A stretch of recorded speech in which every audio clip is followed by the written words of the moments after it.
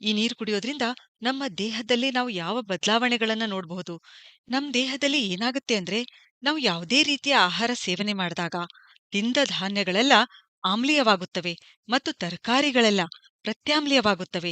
ನಮ್ಮ ದೇಹದಲ್ಲಿ ಈ ಆಮ್ಲ ಮತ್ತು ಪ್ರತ್ಯಾಮ್ಲದ ಬ್ಯಾಲೆನ್ಸ್ ತಪ್ಪಿದ್ರೇನೆ ಸಮಸ್ಯೆಗಳು ಹುಟ್ಕೊಳ್ಳೋದು. ಅಸಿಡಿಟಿ ಆಮ್ಲೀಯತೆ ಹೆಚ್ಚಾದ್ರೆ ಕ್ರೋನಿಕ್ ಡಿಸೀಸಸ್ ಅಂದ್ರೆ ಗಂಭೀರ ಕಾಯಿಲೆಗಳು ಹುಟ್ಟಿಕೊಳ್ಳುತ್ತವೆ. ಮಧುಮೇಹ, ಹೃದಯ ಸಮಸ್ಯೆಗಳು, ಕ್ಯಾನ್ಸರ್, ಆರ್ಥ್ರೈಟಿಸ್ ಹೀಗೆ ಬೇರೆ ಬೇರೆ ಸಮಸ್ಯೆಗಳು ಬರಬಹುದು. ಇವುಗಳನ್ನು ತಡಿಬೇಕು ಅಂದ್ರೆ ನಮ್ಮ ದೇಹ ಅಲ್ಕಲೈನ್ ಆಗಿರಬೇಕು. ನಾವು ದಿನಾಲೂ ಅಲ್ಕಲೈನ್ ನೀರು ಕುಡಿಬೇಕು. ಏನಿದು ಅಲ್ಕಲೈನ್ ನೀರು? ಸಾಮಾನ್ಯ ನೀರಿಗಿಂತ ಸ್ವಲ್ಪ ಪಿಹೆಚ್ ಜಾಸ್ತಿ. ಅಂದ್ರೆ ಅಲ್ಕಲೈನ್ ನೀರಿನ ಪಿಹೆಚ್ 8ರಿಂದ 9 ಆಗಿರುತ್ತೆ.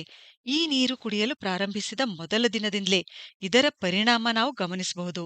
ಈ ನೀರು ಕುಡಿಯೋದ್ರಿಂದ ಏನಾಗುತ್ತೆ ಅಂದ್ರೆ ನಮ್ಮನ್ನು ಆಕ್ಟಿವ್ ಮಾಡುತ್ತೆ.